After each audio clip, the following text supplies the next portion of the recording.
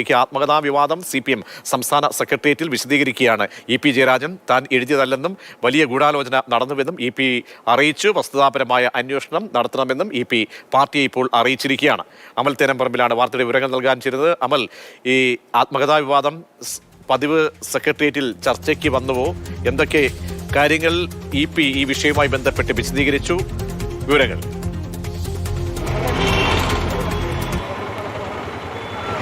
Prajeesha, EP നേരത്തെ ഈ വിഷയവുമായി ബന്ധപ്പെട്ട് പുറത്തു പറഞ്ഞ കാര്യങ്ങളൊക്കെ തന്നെയാണ് പാർട്ടിയെയും ബോധിപ്പിച്ചിരിക്കുന്നത്. സെക്രട്ടേറിയറ്റ് യോഗത്തിൽ EP വിശദീകരിച്ചു. ഈ പറയുന്ന ഭാഗങ്ങൾ, വിവാദ ഭാഗങ്ങൾ താൻ എഴുതിയതല്ല എന്നുള്ളത് തന്നെയാണ് ഈ കട്ടൻ ചായയും പരിപ്പടവും എന്ന പുസ്തകത്തെ സംബന്ധിച്ചിടത്തോളം EP-യുടെ നിലപാട്. അതോടൊപ്പം തന്നെ DC-യെ ഈ പുസ്തകം എഴുതാനായി താൻ ഏൽപ്പിച്ചിട്ടില്ല, പ്രസാദനം ചെയ്യാനായി ഏൽപ്പിച്ചിട്ടില്ല എന്നുള്ളതാണ് EP വ്യക്തമാക്കുന്നത്. ഇങ്ങനെ ഒരു വിവാദം ഉയർന്നു വന്നതിന് പിന്നിൽ കൃത്യമായി തന്നെയുള്ള ഗൂഢാലോചനയുണ്ട്.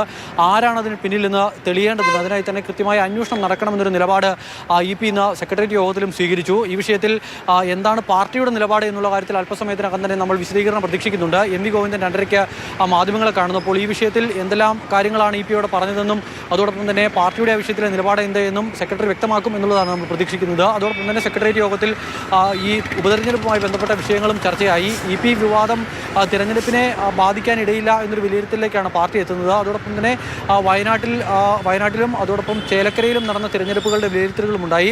ചേലക്കരയിൽ കുഴപ്പമില്ലാത്ത ഭൂരിപക്ഷത്തിൽ വിജയിക്കാൻ കഴിയും എന്നൊരു വിലയിരുത്തലാണ് പാർട്ടിക്കുള്ളത്. അതോടൊപ്പം തന്നെ പാലക്കാടും വിജയസാധ്യത ഉണ്ട്, വിജയിക്കാൻ കഴിയും, 3-ാം സ്ഥാനത്ത് നിന്നും 1-ാം സ്ഥാനത്തേക്ക് എത്താൻ കഴിയും എന്നൊരു വിലയിരുത്തൽ പാർട്ടി നടത്തുന്നു.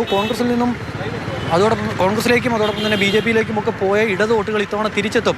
സരിൻ്റെ ഒരു നിഷ്പക്ഷ നിലപാട്, അല്ലെങ്കിൽ ഒരു പൊതു സ്വതന്ത്രൻ എന്നുള്ള ഒരു സരിനെ അങ്ങനെ അവതരിപ്പിക്കുന്നതിലൂടെ അങ്ങനെ നിഷ്പക്ഷ വോട്ടുകൾ കൂടുതൽ സമാഹരിക്കാൻ കഴിയുമെന്നും പാലക്കാട് വിജയിക്കാൻ കഴിയുമെന്നൊരു വിലയിരുത്തലാണ് പാർട്ടിയുടെ ഭാഗത്തു നിന്നും ഉണ്ടാകുന്നത്.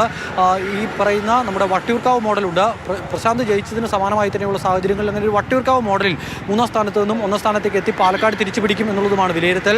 എന്തായാലും ഇന്നത്തെ സെക്രട്ടേറിയറ്റ് യോഗത്തിൽ നമ്മളെല്ലാം ഉറ്റുനോക്കിയിരുന്നത് EP-യുടെ നിലപാട് എന്താ എന്നുള്ള കാര്യമായിരുന്നു. EP എന്തായാലും തൻ്റെ നിലപാട് വിശദീകരിച്ചിരിക്കുന്നു. ഇനിയിപ്പോൾ പാർട്ടിയുടെ നിലപാടാണ് അറിയാനുള്ളത്.